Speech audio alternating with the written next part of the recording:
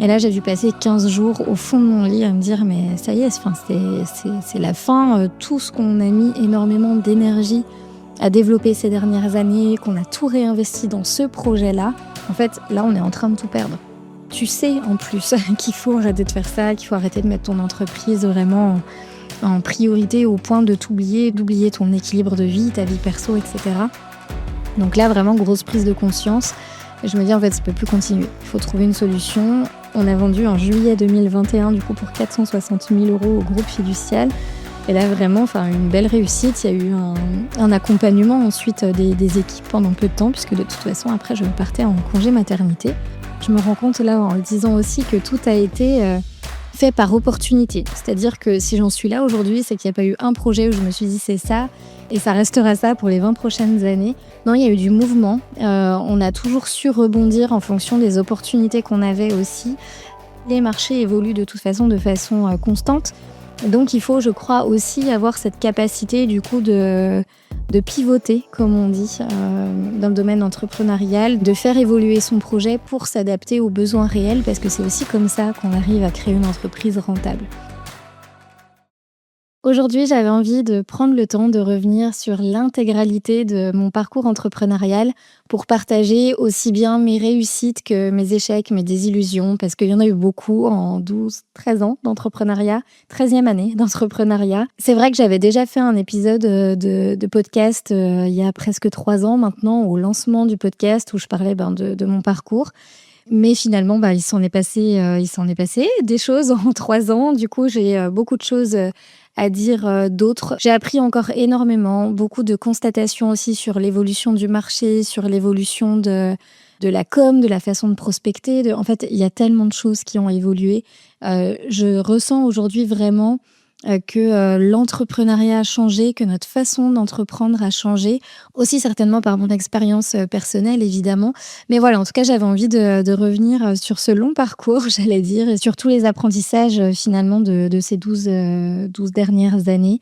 Et je pense que c'est aussi pour ça que j'en suis là aujourd'hui, pour ça que j'arrive à m'épanouir pleinement dans mon entreprise, dans mes entreprises. Et c'est important pour moi de transmettre ça aussi. Alors si on revient au commencement finalement, c'était en 2013, décembre 2013, où je commence officiellement mon aventure entrepreneuriale. Pas toute seule, déjà à l'époque, du coup, j'entreprends avec Charlie, qui est mon conjoint. Depuis peu de temps, à l'époque, on a l'idée d'un premier concept. Il faut savoir que moi, j'ai toujours rêvé d'entreprendre sans forcément savoir quoi, comment, avoir de direction précise, mais je sais pas, ça m'attirait probablement ce besoin de liberté, d'indépendance que je voyais déjà dans l'entrepreneuriat. Et j'ai toujours été passionnée de voir des parcours d'entrepreneurs. Je me suis vraiment intéressée à ça. Comme beaucoup, je crois, à l'époque, le parcours de Steve Jobs m'avait aussi vraiment interpellée. Le fait je sais pas, j'avais envie moi aussi de cette aventure, de démarrer un peu de nulle part dans mon garage et puis de construire des grandes choses. Alors j'en suis clairement pas au niveau de Steve Jobs aujourd'hui, mais peu importe, je poursuis mon chemin, mon parcours. Et donc, si je reviens à ce moment-là, à ce démarrage du coup dans l'entrepreneuriat, j'ai 21 ans à l'époque, je suis en master. Alors stratégie commerciale et entrepreneuriat, il y avait déjà quelque chose qui m'attirait de toute façon dans l'entrepreneuriat. Et puis avec Charlie, lors d'un séjour en amoureux à la Fête des Lumières en 2013, on a l'idée de créer, de réinventer finalement TripAdvisor, qui est la seule plateforme digitale qui existe à l'époque. Il faut savoir qu'il y a beaucoup à l'époque, je dis ça comme si j'avais 70 ans. Il y a beaucoup de guides papier à ce moment-là, mais très peu de guides digitaux, dont TripAdvisor. Et puis finalement, on trouve que l'expérience utilisateur est pas dingue. Les photos que laissent du coup les utilisateurs sont pas à l'avantage aussi parfois des restaurants. On se rend compte que finalement, parfois les meilleures adresses sont pas celles qui sont le plus mises en avant. Bref, on décide comme ça de se lancer dans l'aventure entrepreneuriale. On crée ce guide Finalement, en quelques mois, ça a été très vite, 6 mois pour, sortir officiellement, le guide. Moi, à ce moment-là, je suis toujours, dans mes études. Charlie a son job, en tant que salarié. Il est aussi, auto-entrepreneur à côté. Il a un studio d'enregistrement de musique. Et puis, ben, voilà, on fait ça, sur, notre temps off. On est vite pris dans la folie et dans la passion de l'entrepreneuriat et on se confronte de toute façon à des difficultés, de tout entrepreneur ou de beaucoup d'entrepreneurs en tout cas, qui est, l'aspect, à la fois réseau et financier. Réseau parce que, ben, voilà, on connaît encore, pas beaucoup de monde à part notre cercle familial. En tout cas, je parle surtout pour ma part. Bah, finalement, je connais pas grand monde dans le secteur que je veux adresser. En l'occurrence, le secteur de la restauration et puis, à la fois, il y a le côté financier qui est très challengeant parce que clairement, j'ai moi personnellement pas un centime en poche. J'ai vécu des années en plus, avant, voilà, en tant qu'étudiante, qui ont pas été forcément évidentes. J'avais voulu prendre mon indépendance, très vite de mes parents et je me suis retrouvée, voilà, dans une situation, on va dire, très inconfortable et Charlie, n'avait pas forcément, lui aussi, des économies. En tout cas, on se retrouvait, ben, ouais, avec une belle idée et puis, finalement pas les moyens en face et puis, moi personnellement, donc qui ai beaucoup drivé le projet à ce moment-là, à 21 ans, je me dis: «Mais impossible d'aller voir, de toute façon une banque, pour aller, soumettre notre projet, obtenir un prêt». Donc c'est vrai que je fais même pas, j'essaie même pas, sachant qu'aujourd'hui je fais une petite aparté, mais il y a des organismes que je ne connaissais pas à l'époque, comme l'ADI, qui est un organisme de financement pour les entrepreneurs justement, qui accompagne, sur une enveloppe jusqu'à 13 000 € je crois de mémoire et qui sont une très bonne alternative et qui ont une approche différente évidemment des projets. Mais bref, passons. Donc à ce moment-là, on n'a pas, forcément, de moyens, financiers. On obtient un petit peu de soutien de la famille. Ça nous permet d'obtenir, 2 000 € pour financer le démarrage de notre développement. Mais c'est insuffisant parce que pour développer ce guide, il faut notamment faire appel à une agence. À ce moment-là, on n'a pas des compétences techniques. J'y reviendrai, mais on s'est beaucoup formés, tous les 2, que ce soit Charlie ou moi. Et du coup, on doit faire appel à une agence. On en a pour 5 000 € pour, développer, notre guide et bah, on n'a pas les moyens. 5 000 € moins 2 000, il reste 3 000. On n'a pas cet argent et en fait, je me dis que la meilleure, façon peut-être d'avoir une validation de notre projet et d'avoir des finances, c'est, de faire préfinancer, notre guide par les principaux intéressés qui sont les restaurateurs, enfin bars-restaurateurs puisqu'on référence, tous les lieux de sortie. Ça s'appelle jesorsenville.com et du coup, ça va être à partir de ce moment-là mon principal focus. Je me dis: «Il faut que je référence un maximum d'établissements, que je fasse adhérer à l'idée du guide». Je le fais sur Besançon, parce que, on avait eu l'idée à Lyon à la Fête des Lumières, mais du coup, on est originaire de Besançon, donc on développe notre guide et en l'espace d'un mois, je référence plus de 60 établissements sur le guide qui, du coup, préfinancent leur adhésion et qui me font confiance tout simplement. Mais je pense que j'ai tellement, d'énergie, tellement d'envie et d'ambition aussi que je crois que c'est difficile de pas y croire avec moi à ce moment-là et c'est ce qui va nous permettre d'obtenir les 3 000 € qui nous manquaient pour, financer le développement du guide. Donc tout s'articule, plutôt bien et c'est vrai qu'il faut savoir qu'à ce moment-là, pour réussir à référencer ces 60 établissements, mon quotidien n'est que d'aller voir des bars, des restos, des bars, des restos, des bars, des restos. Je fais ça toute la journée. C'est aussi pour montrer qu'on peut démarrer sans avoir d'argent, avec une bonne idée et quand on se donne les moyens, qu'on met en place des choses, je dis toujours que l'action précède les résultats. On est obligé de mettre en place des choses et de se donner les moyens, quand bien même c'est inconfortable. Je peux pas dire que j'ai apprécié cette période de prospection intense parce que, déjà j'étais pas habituée. 21 ans, j'allais dire je sortais d'études, mais pire que ça, je venais de quitter mon master pour lancer mon entreprise. Donc j'ai quitté un master en cours de route. Je suis même pas allée au bout. Pour lancer mon entreprise, j'avais aucun filet de sécurité, mais je crois que c'est aussi ce qui m'a poussée à me donner les moyens de mes ambitions et à me dire: «Mais rien ne doit être un frein à ce que j'ai envie de développer, à ce projet» et donc je fais tout ce qu'il faut, tout ce qui est en mon pouvoir à ce moment-là et donc l'action principale, c'est d'aller démarcher, démarcher, démarcher, démarcher et ça fonctionne en plus. Alors oui, je me prends plein de portes et je vais pas mentir parce que Ça a été parfois compliqué. J'ai eu affaire à des personnes qui étaient moins sympas que d'autres. Je trouve aussi que la restauration, c'est un milieu qui est très masculin, qui a énormément évolué ces dernières années. Il y a 12-13 ans, pour le coup, ouais, c'était encore compliqué d'être une petite nana, et de se pointer dans un resto et de démarcher. Je me suis souvent retrouvée avec des remarques un peu déplacées. Un serveur qui va chercher le patron puis qui lui dit « Tu devrais la recevoir celle-ci parce qu'elle est pas trop mal ». Enfin, c'est vrai que c'est des choses qui m'ont quand même marquée. Et encore une fois, je le dis, c'est important de le souligner, les choses ont énormément évolué. Et je pense aussi que je manquais clairement d'assurance à ce moment-là. Là, aujourd'hui, je me laisse plus faire. On ferait une remarque comme ça, je laisserai pas passer. Donc je pense que tout est toujours question aussi de la place qu'on laisse aux préjugés. Mais en tout cas, quand je démarre du coup, ouais, à 21 ans en tant que petit bout de femme, c'est pas forcément évident. Mais encore une fois, je crois que mon envie d'y arriver, mon ambition est bien au-delà de ça. Et puis je rencontre surtout des personnes formidables qui m'ont ouvert leur réseau, qui m'ont aidé véritablement, qui m'ont tendu la main, des personnes parfois aussi qui m'ont promis mondes et merveilles et qui n'ont jamais rien fait. Ça, c'est aussi un des grands apprentissages, ne jamais croire ce que quelqu'un nous dit, qui va négocier une remise sur un prix, etc. Puis dire, mais tu vas voir, tu vas pas le regretter parce que je vais t'ouvrir tout mon réseau et des personnes qui font rien. Et à contrario, des personnes qui nous demandent rien, mais qui, du coup, nous donnent beaucoup.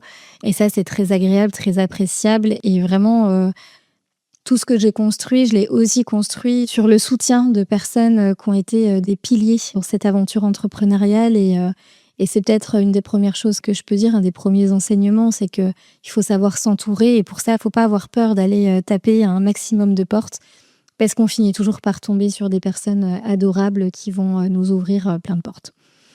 Très vite, je me rends compte que j'ai fait le tour de Besançon, de tous les établissements à référencer sur Besançon, en tout cas ceux qui souhaitaient adhérer au guide. Et du coup, on décide avec Charlie de continuer cette aventure entrepreneuriale et de continuer cette vie de couple aussi ailleurs qu'à Besançon. Et on part s'installer à Lyon presque sur un coup de tête. Charlie demande un congé individuel de formation et se forme en parallèle au métier de développeur web. Donc vraiment un nouveau quotidien pour nous qui est en train de se mettre en place. On arrive à Lyon avec nos valises, non sans difficulté, parce que déjà se loger n'est pas évident. Encore plus, je dirais, quand on est dans une situation financière comme la nôtre. C'est-à-dire, à la fois moi qui ai quitté mes études et qui suis en statut d'auto-entrepreneur et qui clairement ne génère pas beaucoup de chiffre d'affaires. Et puis à côté de ça, Charlie qui est en congé individuel de formation pour faire donc une formation de développeur à Lyon. Tout ça montre un dossier qui est quand même assez fragile. Donc on va emménager dans un appartement vraiment tout pourri, dans un quartier vraiment tout pourri. On y a fait 1 mois. J'ai craqué parce que on a craqué et j'ai craqué particulièrement parce que voilà, c'était un quartier un peu craignos quand même. Et je rentrais le soir à 18h, je me faisais insulter. Je vais pas dire des mots grossiers ici, mais ouais, c'était vraiment très très compliqué. Et puis beaucoup de trafic, de choses comme ça. Enfin bon, bref, on a fait 1 mois dans cet appart. Et moi, je me suis demandé ce qu'on était venu faire ici. Mais bon, c'est le problème aussi quand on connaît pas une ville dans laquelle on arrive.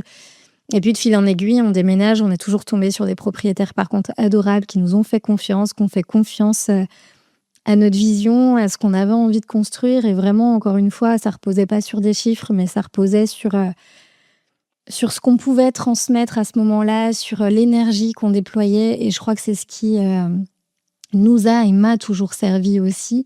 Même si les choses que j'étais en train de construire n'étaient pas encore des grandes choses, j'ai toujours montré la vision que j'avais et toujours énormément d'énergie, d'envie d'embarquer les gens avec moi. Et ça nous a beaucoup servi sur le pro, évidemment, mais aussi sur le perso, et notamment pour des locations d'appart, maisons, etc.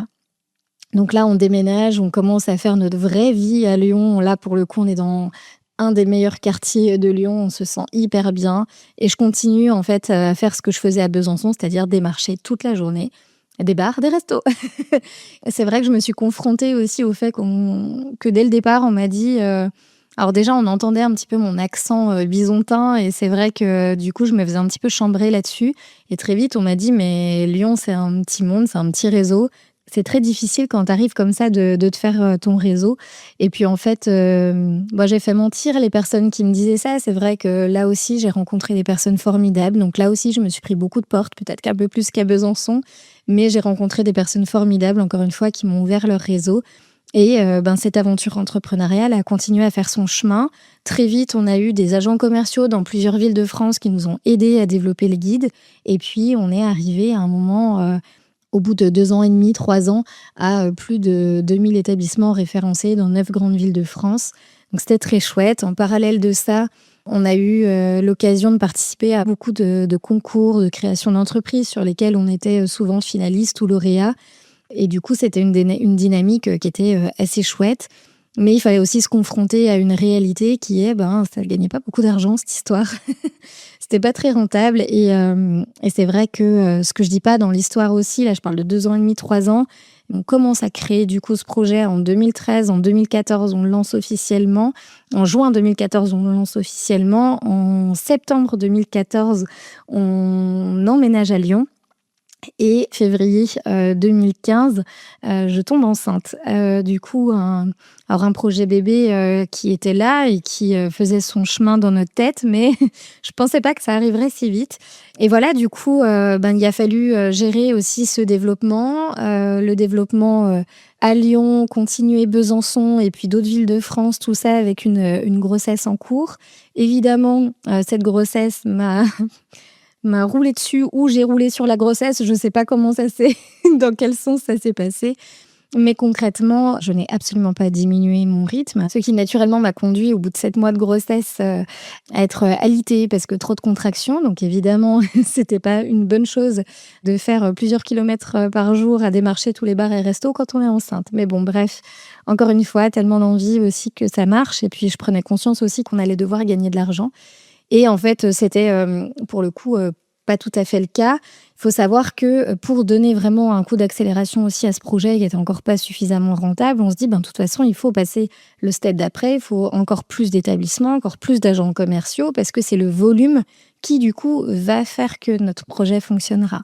Donc là, on commence à être en contact avec des investisseurs qui nous disent la levée de fonds, c'est vraiment quelque chose de difficile. Mais ces investisseurs, du coup, nous disent c'est bien, c'est beau, mais il nous faut encore plus de preuves de concept. Lancer une application, c'était l'ère des applications à ce moment-là. Donc, on nous dit, vous ne pouvez pas faire sans avoir une application. Donc, nous, on fait les démarches, en tout cas, pour aller voir une agence qui va nous développer une application. Parce que du coup, Charlie s'est formé au web. On maîtrise une partie du job, mais là, une application, c'est encore autre chose. Donc, on n'a plus la maîtrise. Pour développer cette application, il nous faut des fonds et du coup, les investisseurs mettent ça un peu en condition, d'abord développer votre application et après on verra si on y va. Et nous, on se dit, voilà, il n'y a pas le choix, il faut le faire.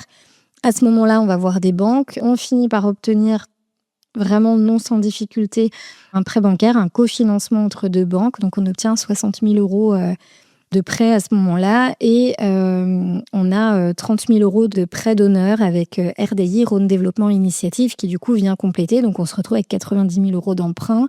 On lance du coup ce projet application. Ça va pas du tout le faire avec l'agence. Je fais des raccourcis, mais c'est vraiment pour... parce que sinon je vais faire un épisode de podcast de 4 heures.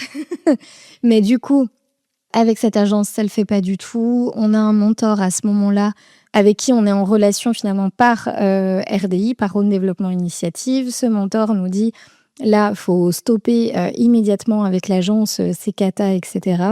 L'agence ne s'est pas laissée faire aussi, donc on est parti en justice. Ça a duré pas mal de temps, tout ça pour qu'au final, on n'obtienne pas gain de cause. Alors, on n'a ni obtenu gain de cause, ni perdu dans l'affaire, mais en gros, le juge a tranché 50-50. Donc, nous, on a été contraints de payer 50% de la note, donc 15 000 euros, je crois, à l'époque, plus les frais d'avocat. Bref, on arrivait à 17 000 euros et on n'a jamais vu la couleur de l'application. Et en parallèle de ça, le mentor qui nous accompagnait nous dit « mais en fait, ça marchera jamais ». Ça, c'était une des premières fois où je le rencontrais et je crois qu'on s'est vu pendant 2 heures. J'ai dû pleurer pendant 1 heure et demie parce que je me suis dit, mais comment on peut me mettre face à cette réalité ? Ça faisait 3 ans que je développais notre projet. Notre petite fille était arrivée entre-temps. Beaucoup d'énergie investie, beaucoup de temps investi aussi pour un projet où finalement, en fait, on est peut-être juste en train de faire fausse route. Et ça a été hyper difficile à entendre. Mais je crois que j'avais déjà cette résilience à l'intérieur de moi et l'envie de pas me laisser bouffer par cette situation. Et puis en même temps, je voyais bien aussi que financièrement, on galérait de plus en plus. Ça avait déjà été très compliqué. Après, moi, j'avais pu bénéficier quand même du chômage parce que j'avais bossé en alternance avant de quitter mon master. Donc, du coup, j'avais quand même ce soutien-là. Mais en fait, une fois que ça arrive à terme, et puis la même chose pour Charlie, on se retrouve, on a plus d'argent, un projet sur lequel on investit énormément. Et pour le coup, on travaillait vraiment, vraiment énormément à ce moment-là. C'était notre vie, notre quotidien. Il n'y avait pas de frontières pro-perso. En plus, du coup, à bosser en couple, on s'embarquait l'un et l'autre dans le fait de travailler toujours plus, donc c'était 7 jours sur 7. Et puis, il n'y avait pas de limite horaire. Je pense que notre quotidien, c'était... je crois me rappeler que notre quotidien, c'était tous les jours jusqu'à 22, 23 heures. Et puis, de toute façon, même quand on n'était pas devant les ordis, on en parlait. Enfin bon, bref. Toujours est-il qu'on avait bien conscience aussi de la réalité des choses, qui fait que, oui, ça générait un peu de chiffre d'affaires. Mais 17 000 € par an, quand on est deux, c'est clairement pas possible, c'est insuffisant. Et donc, à ce moment-là, j'encaisse difficilement ce qu'il me dit. Et puis, je prends un peu de recul et je me dis, il a raison, mais maintenant, qu'est-ce qu'on fait ? Et en fait, une chose, par contre, qu'on a développée durant ces 2-3 dernières années, c'est notre réseau. Et on connaît énormément de monde à Lyon, mais pas que. Dans le domaine de la restauration, on a des compétences et il faut savoir que certains des clients du guide nous avaient dit c'est sympa du coup ce que vous faites, mais j'aurais d'ailleurs besoin d'un site pour moi. Est-ce que vous n'êtes pas capable du coup de me faire mon site internet ? Et puis comme ça, en fait, on a commencé à faire quelques sites en parallèle pour des clients, mais sans se dire qu'on allait créer une agence. Et puis à ce moment-là, du coup, avec la prise de recul, je me dis, en fait, c'est ça. Il faut qu'on prenne la décision de créer un vrai pôle agence. Donc ce qu'on fait à ce moment-là, on développe notre agence. Et là, parcours juste incroyable parce qu'en un an, donc on arrive à 2017, entre 2016 et 2017, on passe de 17 000 € de chiffre d'affaires à 170 000 € de chiffre d'affaires. Là encore, pas sans investissement, on travaille énormément, on capitalise énormément sur notre réseau. Je vais taper à toutes les portes et je crois qu'il n'y a rien qui me fait peur à ce moment-là. D'ailleurs, c'est même fou parce qu'aujourd'hui, j'aurais beaucoup plus peur de faire ça et puis pas du tout l'envie d'ailleurs. Alors qu'à ce moment-là, vraiment, je me mets aucune barrière, aucune limite. Peut-être que je l'ai trop fait aussi et qu'aujourd'hui, je sature et que je veux plus du tout me développer comme ça. Mais en tout cas, à ce moment-là, voilà, c'est la solution qui se présente à nous. Et puis, quand bien même, peu importe ce qu'on peut en dire, mais la prospection, ça reste efficace. Plus vous allez voir de monde, mathématiquement, plus vous allez avoir de retours et de retours positifs. Donc, est-ce qu'il y a des retours négatifs ? Évidemment. Mais est-ce que dans l'eau, il y a des retours positifs et que de prospecter de façon intense porte ses fruits ? Oui, totalement. Et donc voilà, on développe ce pôle agence jusqu'à progressivement prendre la décision d'arrêter le guide parce que finalement, c'est très énergivore. Et puis, il faut se concentrer aussi sur notre cœur de métier, qui devient en tout cas notre cœur de métier, donc le pôle agence. Donc vraiment agence de communication avec un pôle digital, graphisme, print, etc. Là encore, il y a eu du changement. Mais en tout cas, à ce moment-là, voilà comment on développe l'agence. Et puis, je parle du fait qu'on ait arrêté le guide. Après, je pense que ça a été accéléré aussi par 2 autres choses. La première chose, c'est qu'à ce moment-là, en mars 2017, on recrute notre toute première salariée, donc qui était agent commercial pour nous et qu'on intègre aux équipes. Et en parallèle de ça, je vis un événement personnel très compliqué puisque je fais... une grossesse extra-utérine que je ne détecte pas. En tout cas, je ne m'en rends pas compte. Je ne sais même pas comment, à ce moment-là, c'est possible que je sois enceinte car je suis sous contraception. Je ne fais pas du tout attention aux symptômes. Là, avec le recul, bien sûr que j'ai compris tout ce qui se passait, mais à ce moment-là, je n'étais pas du tout à l'écoute de mon corps. J'étais juste en mode dev d'entreprise. Il faut savoir que c'est le moment où on est encore à 17 000 € de chiffre d'affaires, qu'on est en train de monter l'agence, qu'on commence à voir ce que c'est un modèle rentable et que du coup, tout va très vite. Donc évidemment que du coup, je mets mon focus là-dessus. Et la semaine d'ailleurs où tout va s'accélérer un peu sur le plan de la santé, je vais dire, c'est une semaine où on fait garder Anna aux grands-parents. Et puis là, bon, je me dis: «Voilà, j'ai mal au ventre, je dois être stressée» parce que c'est la première fois qu'on fait garder, Anna, aussi longtemps, donc notre fille. Donc je suis pas du tout à l'écoute, de mon corps clairement et puis en plus, ben, du coup, c'est le jour d'arrivée de notre première salariée donc j'ai envie de faire les choses bien. On aménage le bureau et cetera, enfin bon bref.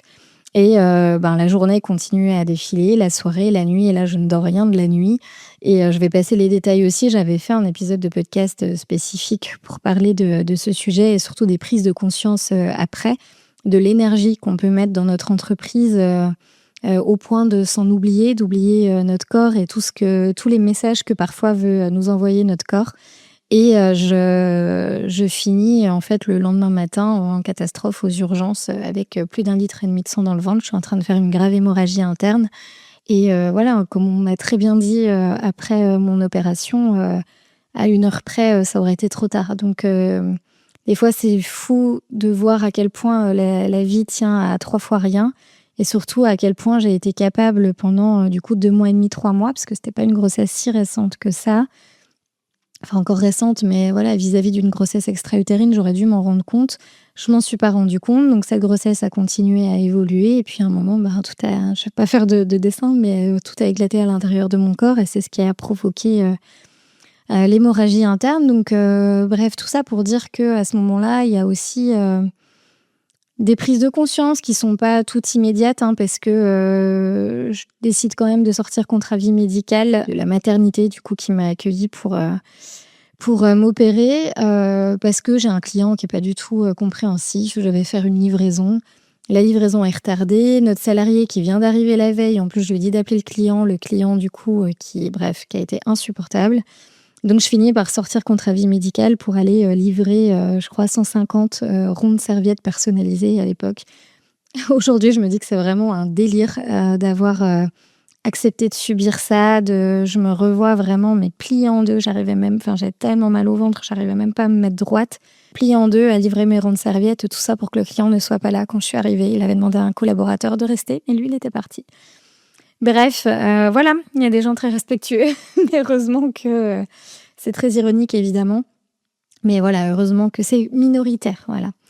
Après ça, bah, voilà, il y a la volonté aussi de se concentrer sur les choses qui ont vraiment de l'impact et qui génèrent du chiffre d'affaires et qui nous permet de vivre, c'est-à-dire l'agence. Donc on abandonne le guide, on se focus sur l'agence. Je vais pas cacher qu'il y a eu des mois compliqués après parce que voilà, à un moment, j'ai tout voulu mettre, sous un tapis, ce qui s'était passé évidemment parce que c'était plus facile de se concentrer sur le boulot que de prendre conscience de tout ce qui se passait et voilà, du fait que j'aurais pu perdre la vie à ce moment-là et cetera. Donc puis en plus on se mariait, donc du coup en mai 2017. Donc voilà, c'était en mars 2017, on se mariait en mai 2017. Donc voilà, j'avais envie de me focus, sur d'autres choses. On continue notre, développement d'agence et puis, il y a un nouveau projet entrepreneurial qui va naître et je me rends compte là, en le disant aussi, que tout a été, fait par opportunité. C'est-à-dire que si j'en suis là aujourd'hui, c'est qu'il n'y a pas eu un projet où je me suis dit: «C'est ça et ça restera ça pour les 20 prochaines années». Non, il y a eu du mouvement, on a toujours su rebondir en fonction des opportunités qu'on avait aussi. Les marchés évoluent de toute façon de façon, constante.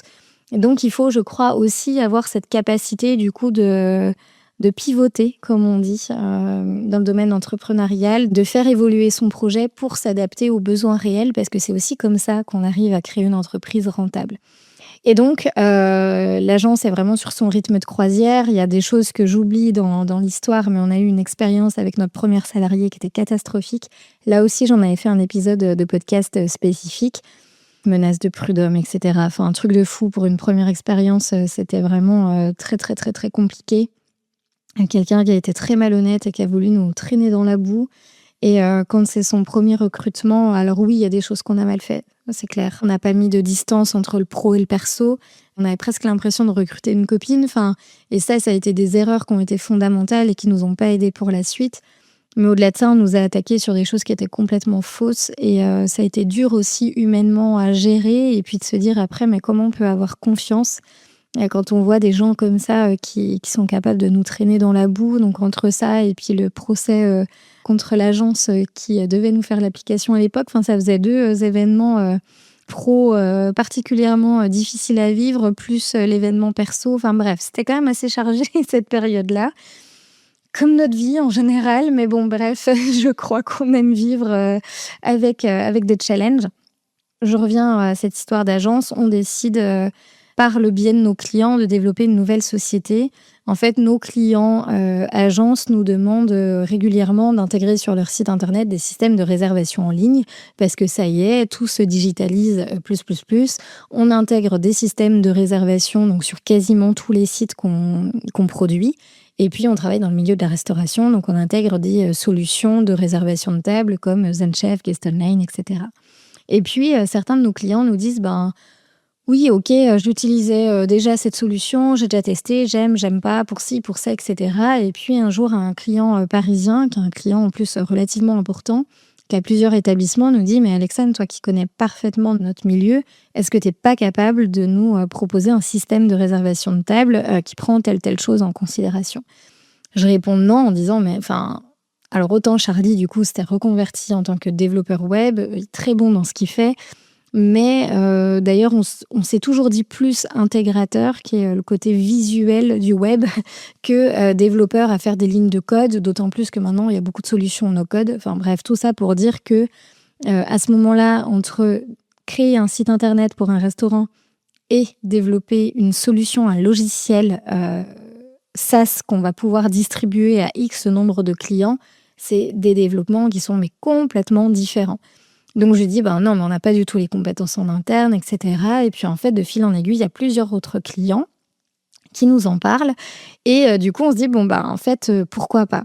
Et c'est comme ça qu'en 2019, on va créer NoShow, notre start-up qui est un logiciel de réservation de table.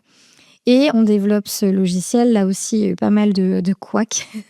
On fait appel à un dev qui devait s'associer avec nous, qui finalement ne s'associe pas, qui du coup nous fait un devis pour la réalisation de ce logiciel. Je crois qu'il y en a pour 16 000 €.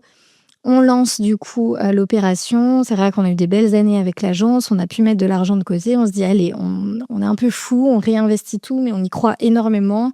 En plus, on co-construit avec des clients, nos clients qui sont directement issus du milieu de la restauration, donc forcément, ça va être pépite. Bref, on lance ça. Là aussi, gros couac avec le dev qui finalement nous lâche en cours de route par faire un road trip et nous dit: «Bah, en fait, j'ai pas fini et point barre». Sachant que nous, pareil, ben, même fonctionnement que pour jesorsenville.com à l'époque, on co-construit avec nos clients et donc on fait presque pré-adhérer certains de nos clients. En tout cas, une date de lancement est annoncée. On a déjà tous nos premiers clients bêta-testeurs et puis là, ils nous plantent, quoi. On se dit: «Mais c'est pas possible, en fait». Genre, c'est le karma. Et puis, ben, on retrouve finalement un autre dev qui prend le relais. Enfin bon, bref, un truc de fou, mais qu'on a recruté ensuite, ce dev. Donc, c'était aussi une belle aventure malgré tout. Et puis, on finit par avoir nos premiers clients bêta-testeurs qui rentrent dans notre solution, qui nous font des feedbacks. Mais les feedbacks sont quand même extrêmement bons, des choses à faire évoluer, normal. Mais du coup, bref, on est parti sur notre lancée. Et puis, de fil en aiguille, ben, les restaurateurs en parlent entre eux. Donc, on a de plus en plus de clients. Et là, bim, Covid qui arrive. Et là, d'un coup, notre activité qui était en plus en train de bien se développer, on recrute une équipe, on est 6 à ce moment-là dans l'équipe et là, le Covid met tout à l'arrêt. Il faut savoir en plus que là, on était en process de levée de fonds, donc autant pour jesorsenville.com à l'époque, on n'avait jamais réussi à lever de fonds. Là, on arrive sur un dossier qui plaît énormément, où on a des investisseurs, je dirais plus des business angels, pas des fonds d'investissement, mais des business angels. 2 personnes très importantes dans le domaine de la restauration. Un chef étoilé qui, du coup, va prendre des parts de NoShow fin février, sachant que le Covid, je crois que c'était en tout cas le confinement, je sais plus, ça devait être entre le 10 et le 20 mars, je me rappelle plus exactement. Mais en tout cas, bref, on fait rentrer cet investisseur. Donc là, ouf, entre guillemets pour nous, parce que juste avant le confinement. Mais le deuxième investisseur qui devait signer en gros la semaine du confinement, en gros, dès qu'il y a eu le confinement d'annoncer, il nous a dit, en fait, là, je mets un stop, on attend de voir ce qui se passe, quoi. Et là, on se retrouve avec 6 personnes dans l'équipe, puis des revenus qui tombent à 0, mais du jour au lendemain. Et là, aucune possibilité d'avoir des aides, des subventions et autres, parce qu'on n'est pas considéré comme étant soumis à une fermeture administrative, ce qui est le cas pour nos restaurants. Et on a beau expliquer qu'on est directement tributaire des restaurateurs qui font l'objet d'une fermeture administrative, mais en fait, ça passe pas quand même. Donc vraiment très, très, très, très difficile pour nous à ce moment-là. Et là, j'ai dû passer 15 jours au fond de mon lit à me dire: «Mais ça y est, enfin, c'est la fin, tout ce qu'on a mis énormément d'énergie à développer ces dernières années, qu'on a tout réinvesti dans ce projet-là, en fait, là, on est en train de tout perdre». À part être déprimée dans mon lit, il se passait pas grand-chose et puis à un moment, je me suis dit: «Allez hop, hop, hop, on se met un coup de pied au derrière.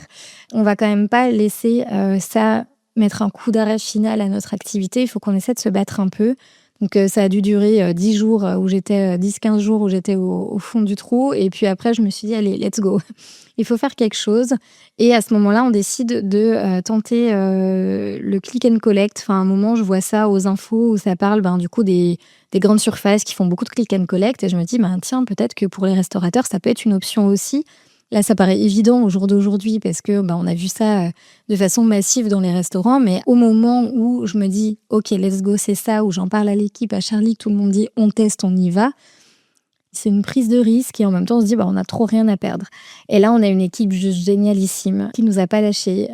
Tout le monde a été à nos côtés. Puis je parlais tout à l'heure de notre première expérience de recrutement qui avait été catastrophique. Là, ça nous a vraiment réconciliés aussi, avec le recrutement parce qu'on avait une équipe, ouais, géniale sur qui on pouvait compter. On s'est fait, des journées, des soirées à avancer comme des fous. Je me rappellerai toujours, nous, on avait Anna, qui du coup était avec nous à la maison, mais on bossait comme des dingues parce qu'il fallait sortir cette solution en un temps record. Et c'est ce qui s'est passé. En un mois et demi, on sort notre solution de click and collect. Et en fait, nos clients restaurateurs ont adhéré à cette solution de click and collect. Et en fait, on en parlait très vite autour d'eux. Ça a eu un effet un peu boule de neige. En parallèle de ça, on a eu pas mal d'articles dans la presse. Et là où on pensait que notre activité était finie, en fait, grosse accélération à partir du moment où on a développé cet outil. Puis on avait même développé en parallèle après des bons cadeaux. Enfin, on avait vraiment créé une solution SaaS qui était très complète, même un système de développement de site web automatisé, parce qu'on se retrouvait face à des clients qui voulaient mettre en place le click and collect, mais qui n'avaient pas de site. Enfin bon, bref, c'était des problématiques assez diverses et variées à ce moment-là. Et du coup, notre solution répondait parfaitement aux besoins du moment. Donc du coup, accélération. Et après, il faut savoir que confinement, déconfinement, de toute façon, on avait toujours une solution à proposer. Donc ça faisait la force de notre modèle à ce moment-là. Ensuite, on a Club Med qui nous contacte. Donc on est en 2020, en septembre 2020. Je crois une blague. Je pense que je me rappellerai toujours. On s'insérait dans une autoroute et du coup, je pense que je me rappellerai toujours de où on était à ce moment-là. Je regarde Charlie au téléphone et je me dis: «Mais c'est quoi ce truc de fou?» Donc j'ai cru à une blague et puis en fait pas du tout. Donc on a eu l'occasion de rencontrer Club Med qui du coup analysait plusieurs solutions. Donc une fois que j'ai compris qu'on était tous en concurrence, je me suis dit: «On n'a aucune chance».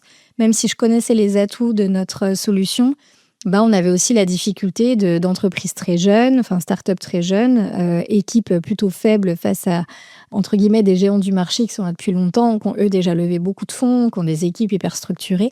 Et en fait, non, c'est NoShow qui a été sélectionné par Club Med à ce moment-là. Club Med qui veut faire un test sur des premiers établissements pilotes et très vite, Club Med nous dit: «Mais en fait, votre solution est géniale. On en a déjà parlé à nos collègues dans des différents pays du monde et en gros, on veut la solution à l'international». Sauf que là, on passe encore un niveau, c'est-à-dire que d'avoir la solution SaaS développée pour la France, c'est une chose.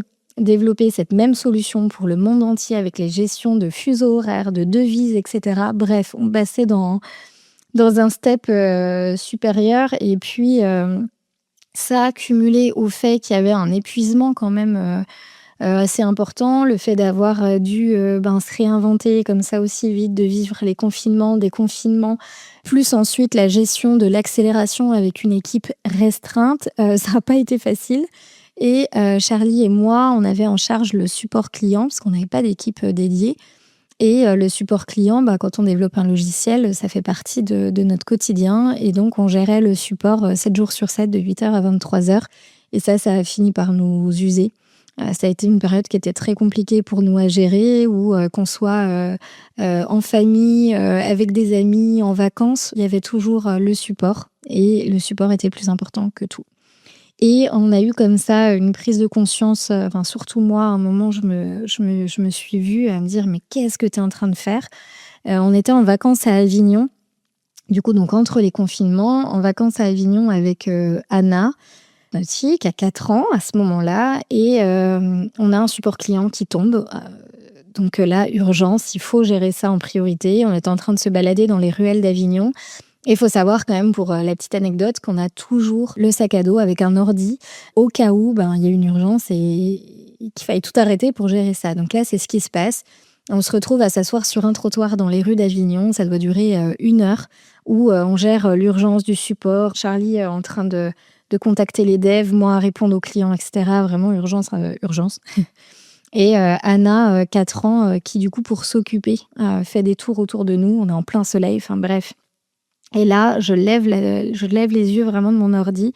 Je regarde cette scène et je me dis, mais qu'est-ce que tu es en train de faire? Qu'est-ce que tu es en train de faire? Comme si tout ce que tu avais vécu ne t'avait pas servi de leçon. Et en ça, je parle vraiment de cette hémorragie interne en 2017 où je me suis dit, mais tu sais en plus qu'il faut arrêter de faire ça, qu'il faut arrêter de mettre ton entreprise vraiment en priorité au point de d'oublier ton équilibre de vie, ta vie perso, etc. Donc là, vraiment, grosse prise de conscience. Et je me dis, en fait, ça peut plus continuer. Il faut trouver une solution. Ça, cumulé à Club Med, qui du coup veut encore un dev spécifique. Donc il faut intensifier, il faut mettre les ressources, etc. Moi, je sens que je suis plus capée pour ça. J'ai plus envie. J'ai pas envie de passer à côté de ma fille qui est en train de grandir à vitesse grand V. Et j'ai envie de profiter de ces moments-là. Je dis à Charlie, je crois que en fait, le moment est venu peut-être de vendre, de trouver une entreprise qui sera structurée, qui aura les moyens financiers d'emmener nos shows là où cette belle start-up mérite d'aller, parce on a des très beaux résultats. Quand je vois ce qu'on a été capable de faire, nous, comme ça, avec aussi peu de moyens et aussi peu structuré, une entreprise qui est capée peut aller très très loin. Et c'est comme ça qu'en septembre 2020, du coup, on décide de mettre en vente nos shows. Alors je dis ça se fait pas, on met pas une annonce sur Le Bon Coin. C'est surtout par la force du réseau. On a une personne qui est à nos côtés et qui gère ça, des mises en relation. Et puis, on a un premier repreneur potentiel qui se manifeste très vite, enfin même 2 repreneurs potentiels. Il y en a un avec qui ça avance très vite. On est vraiment hyper alignés. C'est vraiment très, très chouette. Et du coup, on avance. Et là, je vais aller jusqu'en mars 2021 où là, du coup, on doit signer en fait alors, je me rappelle plus des termes, mais du coup, le premier document qui officialise du coup l'acquisition. On doit signer, je sais plus, le mardi ou mercredi. Le samedi précédent, du coup, cette signature, j'apprends que je suis enceinte, ce qui est en plus trop chouette parce que après ce que j'avais vécu, on m'avait annoncé que probablement je ne pourrais pas avoir d'autres enfants. Donc trop chouette de cette belle nouvelle aussi. Et puis je me dis, mais génial en fait, en plus on va signer la vente, je vais pouvoir vivre une grossesse sereine, profiter. Ce qui n'avait pas été le cas du coup pour ma première grossesse. Donc voilà, hyper focus sur tout ce qui est en train de se mettre en place. Et je me dis, purée, ça y est, les planètes sont alignées. Et on arrive le lundi. Et le lundi, j'ai un coup de fil d'Emmanuel, il se reconnaîtra peut-être ici, qui me dit, écoute Alexane, je suis désolée de t'appeler, de te dire ça, mais en fait, on va pas pouvoir signer. Parce que entre-temps, je pouvais pas en parler. Mais j'ai eu une proposition de rachat d'un groupe concurrent, qui est un groupe international, qui vient s'implanter sur notre marché. En gros, si je signe pas, je sais qu'on est mort. Donc, je n'ai pas d'autre choix. Et là, mon monde s'effondre. Et je me dis, mais c'est pas possible quand même d'avoir aussi peu de chance à chaque fois sur comment ça s'organise, ça se met en place. Donc là, vraiment, encore le coup de massue où je me dis, mais on va jamais y arriver, quoi. Et puis en fait, du coup, il y avait quand même un deuxième repreneur potentiel avec qui on avait du coup stoppé les échanges en disant qu'on avait déjà un repreneur, du coup, que c'était quasi acté. Donc on avançait avec ce repreneur-là. Du coup, vu qu'on a un désistement, on se dit, franchement, faut tenter le tout pour le tout avec ce deuxième repreneur. Puis il faut savoir aussi que, du coup, vu qu'on sait qu'on va vendre, etc., on n'est plus en process de levée de fonds, on n'est plus à chercher à structurer l'équipe parce que possiblement ça va se faire avec le rachat. Enfin, c'est vrai que tout est un peu en stand-by, même si on continue à faire notre métier au quotidien. Mais du coup, ça change vraiment notre dynamique. Et donc là, on reprend les échanges avec le groupe Fiducial. Et c'est vrai qu'on a vraiment l'impression d'être passé sous un rouleau compresseur parce que tout est allé très, très vite. Des audits techniques, commerciaux, comptables, enfin tout est analysé en long, en large, en travers. Et heureusement, on vendait que le fonds de commerce, pas la société, donc il y a moins de choses qui étaient auditées quand même. Mais malgré tout, du coup, eux allaient tout regarder en détail. Et puis c'est normal avant d'acheter. Fiducial a l'habitude parce qu'ils rachètent plusieurs sociétés par an, donc tout est internalisé, donc ce qui fait que les choses vont très très vite.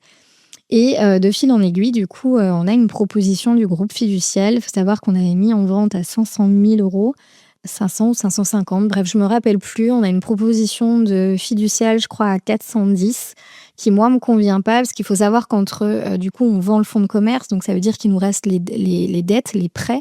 Il faut ensuite payer les taxes, parce que les impôts, du coup, prennent une partie sur la vente. Plus après, si on veut se reverser, bref, je vais pas rentrer dans les détails de tout ça. Mais en tout cas, il y a beaucoup de choses qui font que nous, on s'y retrouve pas vraiment si, du coup, on laisse partir à 410. Je tente le coup de poker et je leur dis c'est 460 ou rien. Et vraiment, je sais pas quelle mouche m'a piqué à ce moment-là, parce que je suis enceinte de ma deuxième fille. L'activité continue à tourner, mais quand même plutôt en stand-by. Donc, de toute façon, on n'est pas dans une logique vraiment de continuer à accélérer, etc. D'autant plus qu'on est usé par le support. Et puis, les finances vont diminuer, fondre comme neige au soleil.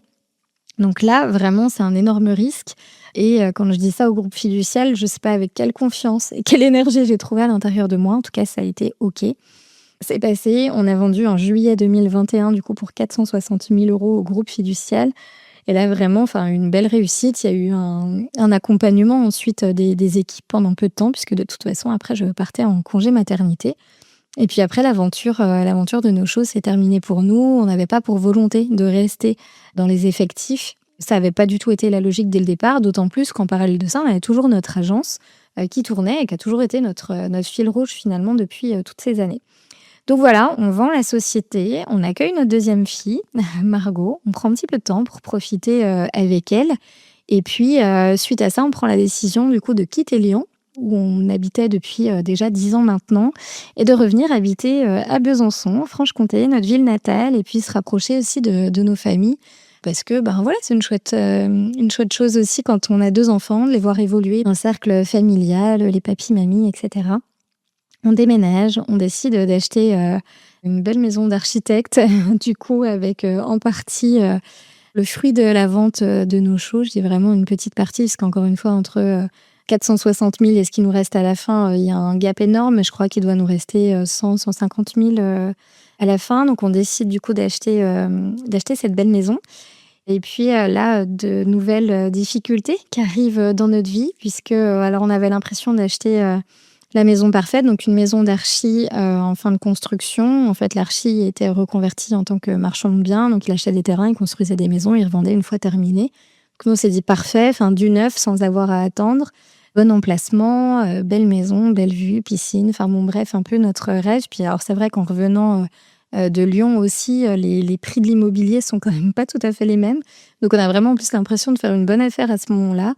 Et puis, au bout de 15 jours, dans la maison, on a commencé à avoir des premiers problèmes qui arrivaient, qui étaient des petits problèmes. J'en ai parlé, c'est un peu dans l'épisode de podcast précédent, où j'expliquais que, on se dit, c'est une maison neuve, quoi. Il y a des choses à corriger, c'est normal. Et puis, progressivement, ces petits problèmes sont devenus des grands problèmes, puisque on s'est rendu compte progressivement qu'on avait un affaissement dans notre maison. Donc, il y a une partie en porte-à-faux. Et là, on s'est vraiment rendu compte que la maison était en train de s'affaisser. Pas les fondations de la maison, c'est vraiment du coup la structure. C'est une maison ossature bois.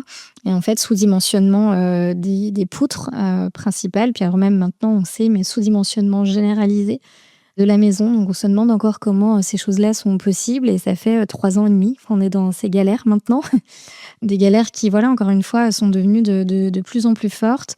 Mais je vais quand même revenir du coup sur la première partie, puisqu'il y a des choses très intéressantes dans le parcours entrepreneurial à dire aussi. Donc, on vit cette galère de maison, mais en parallèle de ça, moi, je décide de trouver, de m'investir dans un nouveau projet qui me porte, parce qu'on a toujours l'agence, mais l'agence, du coup, marche aujourd'hui vraiment à 99% par recommandation. On ne démarche plus, ça fait 8 ans que c'est le cas sur l'agence. Donc c'est vrai que maintenant l'activité tourne un peu toute seule et c'est plutôt confortable. Mais moi, c'est vrai que du coup, il n'y a plus cette dynamique qui m'intéresse de monter un projet. Moi, j'adore ça, démarrer de zéro, monter des projets, les faire grandir. Ça, c'est vraiment ce qui m'anime le plus. Je décide déjà de lancer le podcast. Donc il y a bientôt 3 ans maintenant, qu'on aura 3 ans au mois de juin là. Je lance le podcast et je commence à accompagner des entrepreneurs, à coacher, à mentorer des entrepreneurs, leur apporter mon expérience aussi dans l'entrepreneuriat. Et puis, de fil en aiguille, ce projet devient de plus en plus grand puisque je fonde en janvier 2024 l'Académie 100K, qui est l'accélérateur dédié aux femmes entrepreneurs qui veulent accélérer la croissance de leur entreprise, évidemment, mais donc surtout apprendre à structurer leur entreprise, à comprendre du coup quel doit être le modèle à mettre en place dans son entreprise pour aller chercher de la rentabilité, sans sacrifier sa vie perso, parce que mon expérience de vie fait que pour moi c'est hyper important et que je trouve qu'on a beaucoup trop renvoyé ce message de si tu veux réussir, faut tout sacrifier, il faut mettre ta vie entre parenthèses. Aujourd'hui, ce n'est plus du tout mon quotidien. Aujourd'hui, j'arrive à avoir des entreprises rentables et une vie de famille épanouie. Et je ne travaille plus de 8h à 23h, ce n'est plus mon quotidien. Donc, j'ai aussi envie de transmettre ça. Et puis, de façon générale, aussi soutenir les femmes entrepreneurs, d'autant plus celles qui sont du coup indépendantes, qui du coup n'ont pas forcément de réseau d'entrepreneurs, ou même de communauté de soutien, parce que nos parents peuvent très bien ne pas être entrepreneurs, ce qui était mon cas, ni personne dans notre famille, et puis côtoyer trop peu d'entrepreneurs, ou quand on voit des entrepreneurs dans un réseau d'entrepreneurs, on n'est pas là pour dire ça va pas pour ci, pour ça, ou célébrer telle ou telle belle victoire. On est là pour essayer de développer notre boîte, et donc du coup, on ne peut pas s'autoriser aussi cette authenticité, cette vulnérabilité que je permets aussi dans le cercle de l'Académie 100K, parce que c'est d'autres femmes entrepreneurs qui sont là aussi qui vivent les mêmes choses et puis qui sont là pour se soutenir les unes les autres. Donc voilà, je fonde l'Académie 100K et qui va connaître une croissance incroyable puisque sur la première année de l'Académie 100K, je passe le palier des 100 000 € de chiffre d'affaires. Donc je suis extrêmement contente de ce développement-là. Je vois aussi que j'attire des femmes qui me ressemblent, des femmes qui sont sensibles au sujet que je peux aborder, à savoir l'équilibre pro-perso. Beaucoup sont mamans ou ont envie de le devenir et donc du coup ont conscience aussi qu'elles veulent développer une entreprise qui est au service de leur vie et pas l'inverse. Et puis voilà, tout va très vite. Conférence TEDx en novembre 2024, aussi qui est juste incroyable. Plusieurs passages presse et c'est vrai que ça me rend fière quand même, cette belle aventure entrepreneuriale. Et je me dis que tout ce que j'ai vécu jusque-là, même si ça a été challengeant et difficile, c'était écrit pour vivre ça, pour vivre le développement de l'Académie 100K. Donc voilà, et puis en parallèle de ça, toujours l'agence que je co-dirige avec Charlie. Je suis en charge de la relation client. Donc voilà, j'ai cette double casquette. Et puis, s'ajoute la casquette évidemment de maman de 2 petites filles. Mes filles aujourd'hui, enfin petites, Anna devient grande, mais mes filles ont 10 ans et 4 ans. Et puis, gérer la casquette encore en plus du coup de la maison, qui est de plus en plus une catastrophe. Et en fait, de fil en aiguille, les choses prennent tellement d'ampleur que donc on sait que c'est des travaux lourds qui doivent être réalisés sur notre maison, qu'on doit partir de cette maison pour être relogé temporairement le temps des travaux. Il y a plus de 200 000 € de travaux. Mais ça, on le sait, c'est prévu. Et donc, les travaux démarraient là en septembre 2025. Et en octobre, début octobre 2025, du coup, on apprend qu'en fait, plein d'autres malfaçons ont été découvertes sur la maison, qu'en fait, les travaux ne sont plus réalisables et que cette fois-ci, il va falloir démolir la maison pour la reconstruire. Sachant qu'on est relogé dans un petit Airbnb de 58 mètres carrés en attendant. Je vais pas refaire un épisode de podcast dédié à ça, mais du coup, c'est vraiment un peu la tuile, quoi. Mais donc du coup, avec vraiment un moment de flottement qui a été très difficile pour moi aussi à gérer, mais encore plein d'apprentissage. Et même s'il y a eu un moment où il a fallu lâcher prise, prendre du recul, je crois que ça a aussi signé une nouvelle ère pour mes entreprises, parce que la prise de conscience que j'avais envie aussi d'apprendre à déléguer, de faire grandir encore plus l'Académie 100K et l'agence.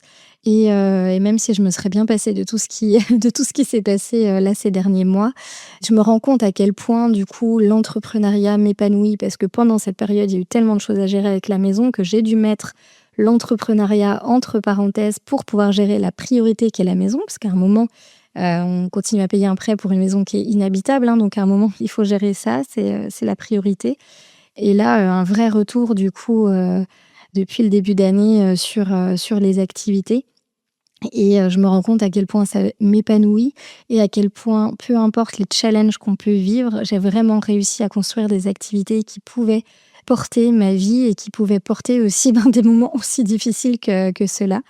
Voilà un petit peu le parcours si je reviens sur les 12-13 dernières années. Donc je pense que, vous l'avez entendu et vous l'avez compris, il y a eu des moments, difficiles quand même qui ont jalonné ce parcours d'entrepreneur, des moments difficiles dans la vie personnelle, des moments difficiles dans la vie professionnelle et pour autant, ben, voilà, 12-13 ans après, je suis toujours là, plus déterminée que jamais de continuer, ce beau parcours entrepreneurial. J'avais envie de dire ça et de dire, de partager aussi l'envers du décor parce que, les gens ont vite fait de vous mettre dans une case, «Ah bah, elle a réussi parce que ci, parce que ça, parce qu'elle a vendu une start-up 460 000 €, parce qu'elle a fait 100 000 € de chiffre d'affaires sur sa première année de lancement avec l'Académie 100K». OK, c'est bien beau, mais les gens voient pas tout ce qui se passe, derrière et je trouve que c'est les réseaux sociaux aussi qui ont beaucoup apporté cette partie-là, où on montre en fait qu'une partie de la réalité et on a presque trop souvent tendance à croire que ce qu'on voit sur les réseaux est le quotidien d'une personne, alors qu'en réalité, il y a plein de choses, plein de difficultés, plein de doutes aussi, mais que c'est pas ça qui empêche d'avancer, que c'est pas ça qui empêche de réussir aussi, c'est notre capacité à rebondir, à passer au travers de toutes ces, périodes, difficiles.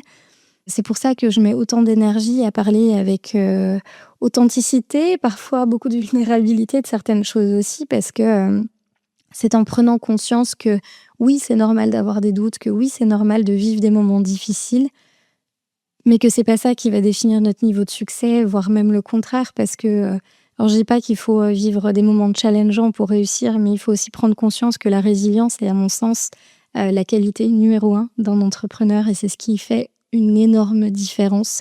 Quand on a compris que peu importe les challenges qu'on allait vivre, on allait toujours trouver une façon de rebondir, on y arrivera toujours. Je crois qu'il est temps pour moi d'arrêter, cet épisode, qui dure. Ça faisait longtemps que j'avais pas fait un épisode, solo aussi long, mais je crois que c'était nécessaire de faire une petite mise à jour aussi, et de voilà, de réexpliquer aussi, tout ce qui s'était passé, sur ces dernières années.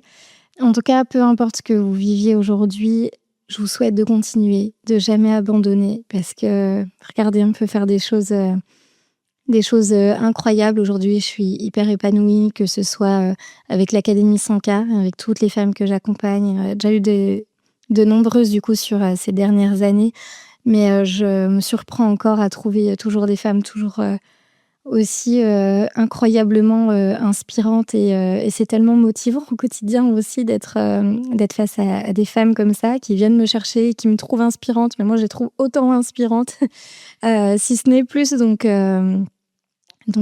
voilà, de toute façon, alors ça, pour le coup, c'est un des grands enseignements, mais on voit jamais chez nous ce que les autres voient chez nous aussi. Et en ça, l'Académie 100K m'apprend aussi beaucoup et me porte énormément.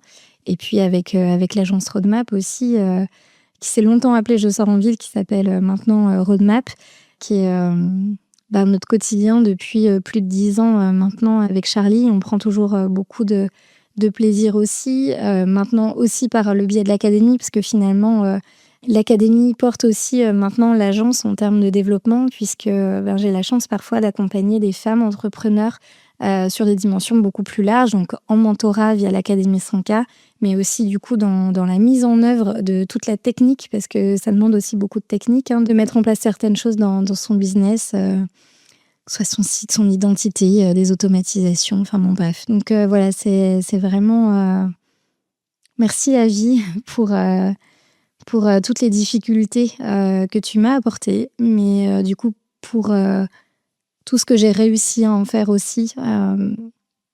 Et en ça, ça m'a fait du bien d'enregistrer cet épisode aussi. Et puis, au plaisir d'échanger avec toutes celles et ceux qui le voudront. N'hésitez pas à laisser un commentaire sur YouTube ou sur Spotify ou Apple Podcast. En tout cas, ça me fera super plaisir de vous parler. N'hésitez jamais aussi à venir sur les réseaux. Moi, j'adore tous ces échanges-là qui sont hyper fédérateurs, hyper porteurs. Et puis évidemment, si vous aimez le podcast, n'hésitez pas à en parler autour de vous. Belle journée à tous et dans 15 jours.